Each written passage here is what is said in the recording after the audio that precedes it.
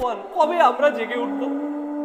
কবে সেদিনটা আসবে যে আমরা আসলেই বুঝবো যে এই জমি আমাদেরকে কোনো সাহায্য করবে না? কোন দিন আমাদের আসবে যে না, এই সৌন্দর্য, এই টাকার পিছনে দৌড়ানো, এটা আমাদেরকে কোথাও নিবে না? এত লড়াই, মানুষের পিছনে মানুষ জান দিয়ে দিচ্ছে, মানুষ টাকার জন্য মানুষকে মেরে ফেলতেছে, নিজের ভাইকে মেরে ফেলতেছে। সুবহানাল্লাহ, কোনো কিছু নিয়ে যাবেন না। এমনকি কাপড় চোপড়ের জন্য মানুষ মারপিট করতেছে। আপনি কাপড়ও নিয়ে যেতে পারবেন না আপনার কবরের মধ্যে। আমার দাদা পৃথিবী থেকে চলে গেছে, জীবনে কোনোদিন লা ইলাহা ইল্লাল্লাহ শিখে যায়নি। আমাদেরকে আল্লাহ সুবহানাহু ওয়া তাআলা শিখার তৌফিক দিয়েছে, আর আমরা এখন অহংকার দেখাচ্ছি। আমরা এখনো সহিহ কিতাব দোহাই দেখাই আমরা ইসলামের কিছু শিখতেছি না। ইয়া ইখওয়ান, কবে আসবে এটা? রাসূলুল্লাহ সাল্লাল্লাহু আলাইহি ওয়াসাল্লাম হাদিসে ক্লিয়ারলি বলছে যে তোমার সুখকে ধ্বংস করে যে জিনিসটা, সেটা হচ্ছে মৃত্যু।